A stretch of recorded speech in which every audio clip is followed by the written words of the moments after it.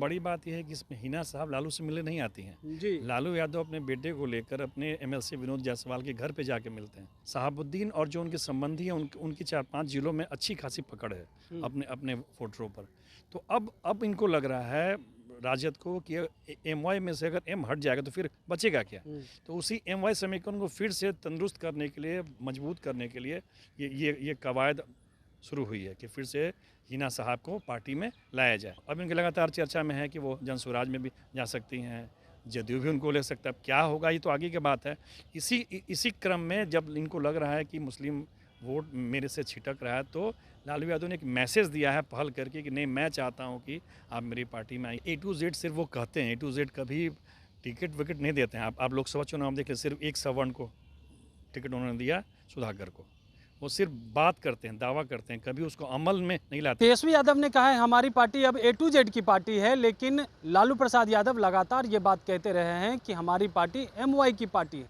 लेकिन इन दिनों जिस तरीका से बिहार की राजनीति हो उसमें जो मुसलमान वोट बैंक को लेकर के है वो लगातार चर्चा में रहता है, क्योंकि 2024 के लोकसभा चुनाव में जो परिणाम आए उसको लेकर के भी चर्चाएं हैं। और ख़ास करके हिना साहब पे जो नज़रें हैं वो सब की बनी हुई है, क्योंकि मुसलमान जो है वो शहाबुद्दीन की तरफ देखते हैं और शहाबुद्दीन को ही नेता मानते हैं। लेकिन जिस तरीका से हिना साहब से कल लालू प्रसाद यादव और नेता प्रतिपक्ष तेजस्वी यादव मुलाकात करते हैं तो उसको लेकर के एक बार फिर से चर्चाएं तेज हो जाती है कि क्या राजद से जो है मुसलमान वोट का जो है मुसलमानों का मोह भंग हो गया।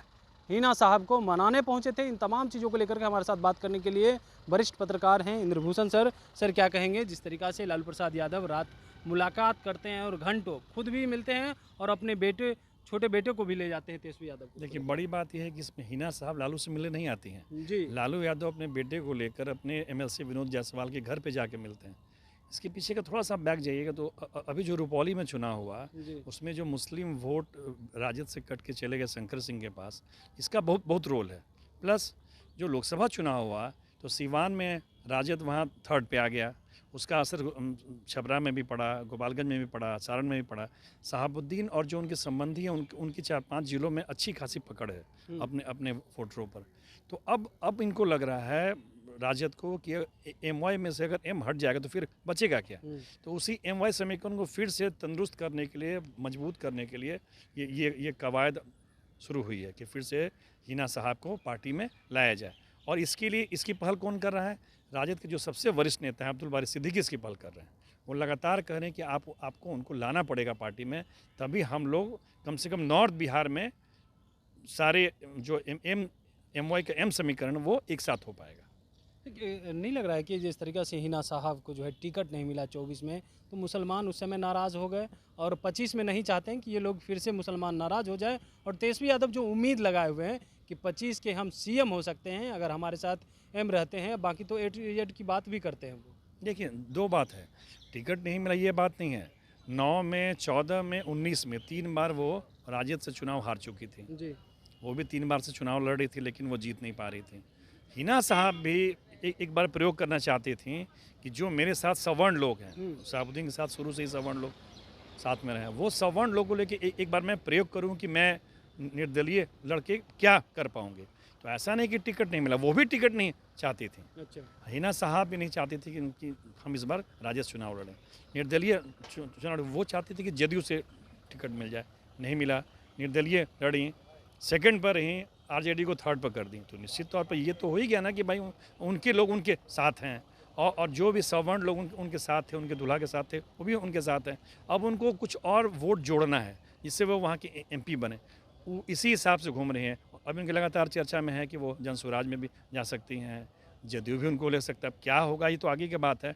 इसी क्रम में जब इनको लग रहा है कि मुस्लिम वोट मेरे से छिटक रहा है तो लालू यादव ने एक मैसेज दिया है पहल करके कि नहीं, मैं चाहता हूं कि आप मेरी पार्टी में आइए। ये मुस्लिमों भी के बीच एक मैसेज भी है जो अब तक चलाते कि नहीं, लालू परिवार हिना साहब के परिवार से मन कटा हुआ है, कट रहा है, सम्मान नहीं दे रहा है। तो ये एक सम्मान देने की बात है और एक मुस्लिम कम्युनिटी में मैसेज देने की भी बात है। आपने मैसेज देने की बात की है, तो 24 में नाराज़गी तो दिखी थी मुसलमानों को, क्योंकि उन लोगों को तो लग रहा था कि राजद ने टिकट नहीं दिया। हिना साहब हालांकि अलग प्रयोग जरूर किया हो, लेकिन मुसलमानों को तो यही नहीं लगा कि राजद इस बार टिकट नहीं दी है, पहले जो है कमेटी से हटा दिया, उसके बाद टिकट काट दिया है। तो उसी का तो असर हुआ कि वहाँ आरजेडी थर्ड पे चला गया। उसके पहले गोपालगंज उपचुनाव भी हारा था उसी के चलते, मन हिना के प्रभाव के चलते। तो प्रभाव तो है ही ना, निश्चित तौर पर शहाबुद्दीन परिवार अब बड़ा है। जो अपने बेटा बेटी की शादी किए हैं वो भी चंपारण के बहुत बड़े ज़मींदार हैं, उन लोग का भी अपने क्षेत्र में प्रभाव है। तो 4-5 जिलों में तो प्रभाव है ही ना। तो राजद को भी यही लग रहा है कि बस मैं जो मेरा चरण है मैं उसको अपने में जोड़ूं। उनको भी लग रहा है कि अगर यादव पूरी तरह मेरे साथ आ जाएगा तो फ़ायदा होगा। जो हालांकि सिवान में यादव और मुस्लिम में बहुत सहज स्थिति कभी नहीं रही है। क्या लग रहा है, A to Z की बात करने वाले फिर MY समीकरण पे आ गए हैं, क्या वजह रही है? अरे A to Z सिर्फ वो कहते हैं, A to Z कभी टिकट विकेट नहीं देते हैं। आप लोकसभा चुनाव देखें, सिर्फ एक सवर्ण को टिकट उन्होंने दिया, सुधाकर को। वो सिर्फ बात करते हैं, दावा करते हैं, कभी उसको अमल में नहीं लाते। अगर वो अमल में लाएं तो ठीक है, हम उन्हीं की जातीय जनगणना को मान लें 16% 17% है ना, तो क्या 17% टिकट फॉरवर्ड को देंगे? नहीं देंगे। आप देख लीजिएगा, नहीं देंगे। उनका 20 वोट MY है और वो चाहते हैं कि साथ साथ EVC हमसे जुड़े, जो पहले जो उनका जीन कहलाता था, जुड़ा हुआ था, जो अब चला गया है जदयू और बीजेपी के पास। तो वो A to Z सिर्फ कहते हैं, करते नहीं। उनका बेस वोट वही MY है, जिसमें से भी M टूट रहा है। तो M को जोड़ने के लिए अब ये सब कवायद आज की चल रही है। आपने M को जोड़ने की कवायद की है, लेकिन इन दिनों देखा गया कि कुशवाहा को भी लोकसभा में टिकट दिए, उसके बाद उनको जो है जो जीत करके आए उन्हें संसदीय दल का नेता भी बना दिया गया। तो क्या लग रहा है कि M के साथ कुशवाहा को भी जोड़ने की कोशिश है? लालू यादव जब सरकार बनाए थे तो उस समय कुशवाहा को लगभग 30 टिकट दिए थे, तो वही प्रयास फिर से जारी है कि उसी समीकरण के अनुसार 25 में तय किया जाए और सरकार बनाई जाए? निश्चित तौर पर उनका ये प्रयोग सफल रहा। लोकसभा चुनाव में उन्होंने 7 टिकट दी, तीन जीत के आए ना, 2 या 3 जीत के आए। तो क्या है ना कि कुशवाहा वोटरों का जो ट्रेंड है कि वो लोग पहले अपने कास्ट को पोल करते हैं, तब पार्टी को पोल करते हैं। तो कुशवाहा ज़्यादा टिकट देंगे तो ज़्यादा लोग जीत के आएंगे। इसकी काट में इस बार NDA भी उनको टिकट देगा, जनसुराज से भी टिकट मिलेगा, तो वो तो ठीक है। लेकिन क्या है ना, जब तक एक बड़े बड़ को पूरी तरह नहीं जोड़ेंगे, सिर्फ MY से तो बात आगे बढ़ेगी नहीं। तो लेकिन पहले बेस वोट तो रहे। कांग्रेस का बेस वोट क्या था? सवर्ण था, दलित था, मुस्लिम था। बेसी वोट भाग गया तो पार्टी खत्म हो गई। उसी तरह RJD समझ रही कि अगर MY ही मेरा टूट जाए तो फिर तो हम खत्म हो जाएंगे। इसलिए M को साथ रखने की पूरी अभी वही चल रही है।